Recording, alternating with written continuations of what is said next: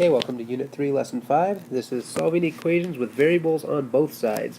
And your objective is to solve equations with variables on both sides. Let's go ahead and get started. Okay, so here's our first example. Again, variables on both sides. We got x's over here and over here. Okay, so that's what we're talking about. So our steps should look pretty familiar to start with. Change any subtraction to addition. Okay, well, on this example, there's no subtraction. I've got 7x plus 19 and negative 2x plus 55. So I don't have to do that step.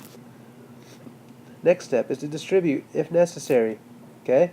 Well, again, I'm going to draw on a line down here because I like doing these three equations. Just to help me remember that these are two separate sides. Okay?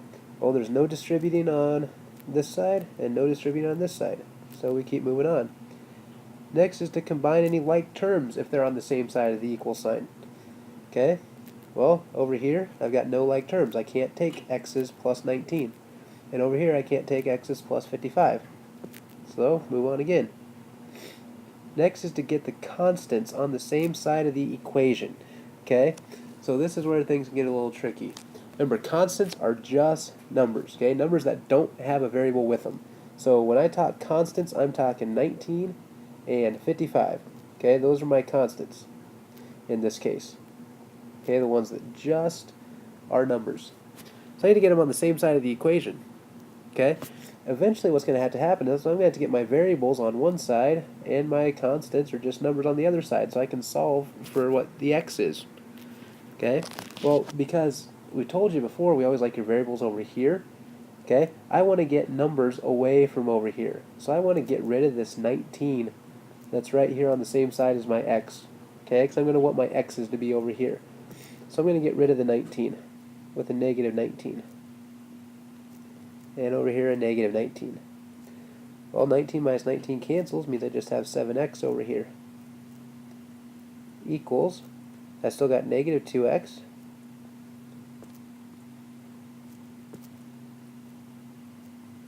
And 55 minus 19, that's a positive 36. Okay? So now I got the constants on the same side of the equation. What that means is I don't have any constants on the other side. Okay, there's no constants over here. I just got a variable term, 7x. So my constants are only on one side of the equation now. That's a good thing. Next is to get the variable terms on the same side as the equation. So now I don't want my variable terms on both sides. I want them only on one side of the equation. Well, if I got rid, remember, we always want our variables on the left. If I got rid of the variables over here, I would have nothing left over here. I don't want to do that. Okay?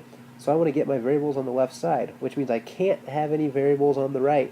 So I have to get rid of these ones over here. So I cancel out negative 2x's with positive 2x's.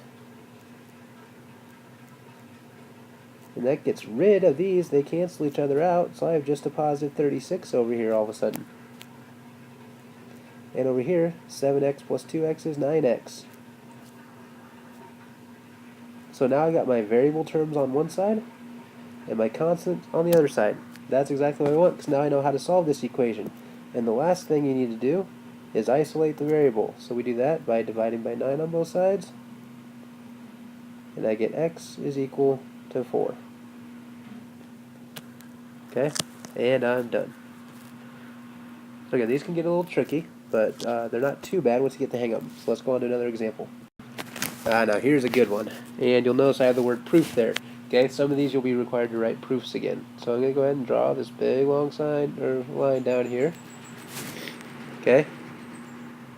So again, first step, change any subtraction to addition. I've got one subtraction that I got to change. So I'm going to rewrite everything else. I've got 19x plus 8. I'm going to change the subtraction to plus negative 8x. On the right side, I've got no subtraction, so I'm going to leave everything looking just like it is. Okay, and my proof was change subtraction to addition.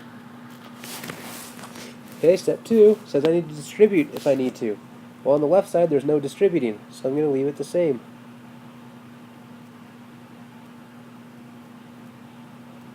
Now Now some of you are going to want to get in the habit of doing too many things at once. You need to take these one step at a time. Okay, so do step 1, change, subtraction, addition. Then, on a new line, do step 2. So now we're distributing. So I've got 4 times 5x, that's 20x, plus 4 times 2 is 8, plus 36. Okay, and I distributed.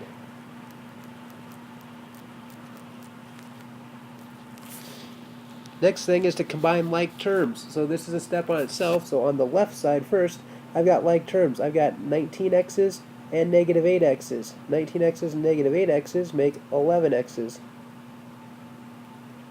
And I still got this plus 8 business. I can't do anything with that. Now, look on the right side. I have like terms over here too. I've got 8 and 36. I can add those together. I can't do anything with the 20x's.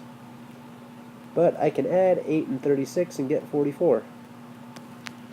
Okay, and that was combined like terms.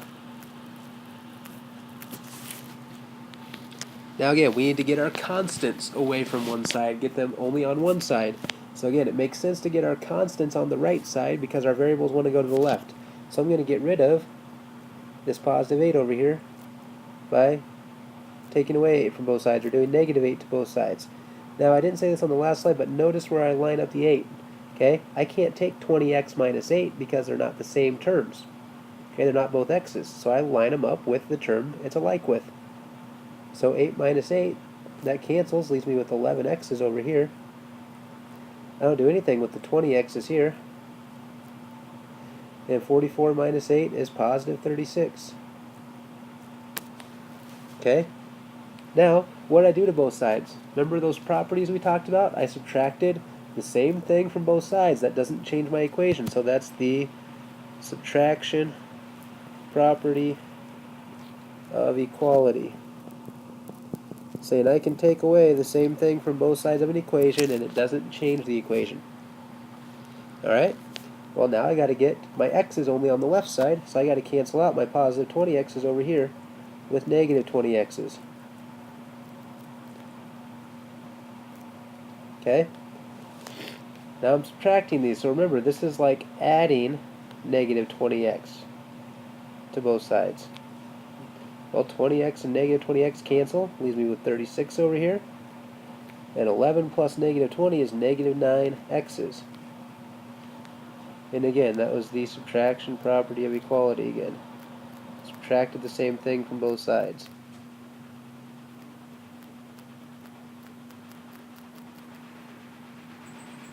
Okay? And now, the last thing I need to do is isolate that x term. So I'm going to divide by negative 9 on both sides. And these cancel, and I get x equals 36 divided by negative 9 is negative 4.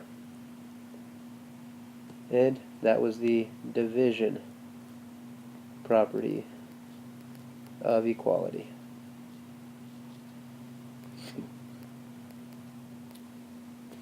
Well, there we go. We got a nice long problem with a nice long proof to it. Okay, wasn't that fun? It looks like it. Alright, let's go on to 2 more examples and we'll be done.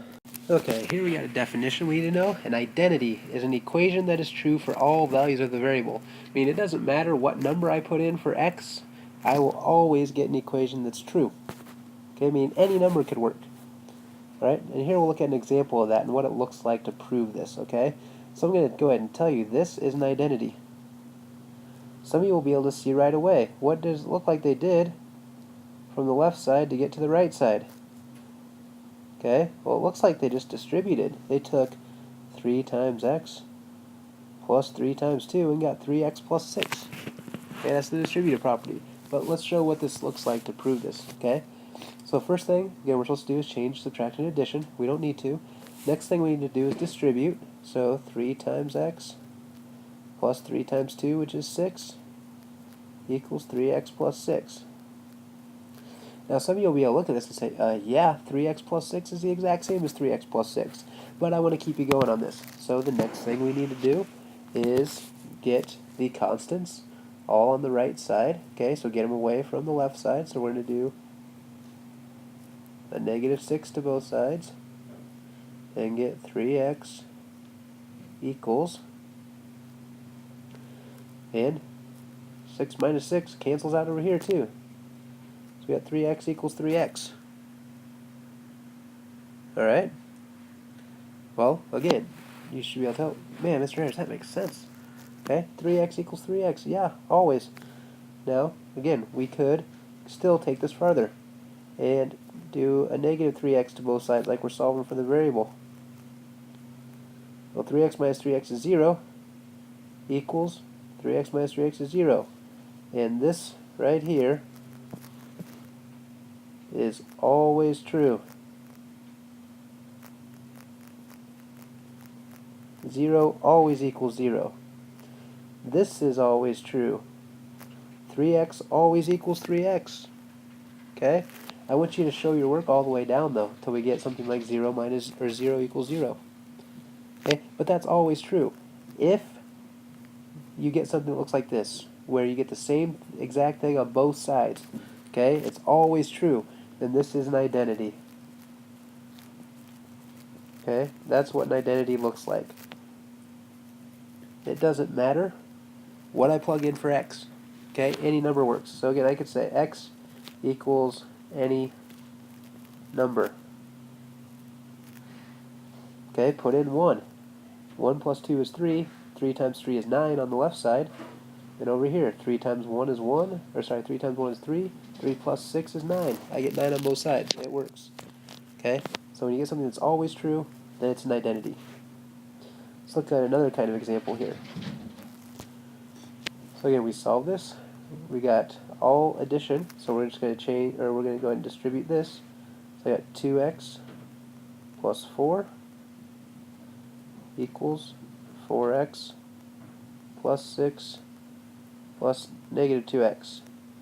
I got no like terms on the left, but I have like terms on the right, so I'm going to leave the left alone. Over here I got 4x plus negative 2x, that's 2x, plus 6.